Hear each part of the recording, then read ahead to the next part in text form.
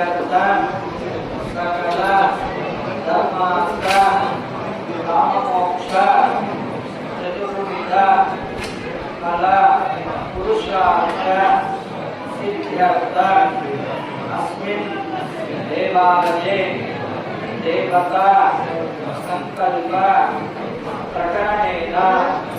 पौर्णमी दिवसे प्रातःकाले सकल कार्य निर्विघ्नता सिद्ध्यर्थ उत्तरोत्तर अभिवृद्धि अर्थं महागणपति पूजा प्रार्थना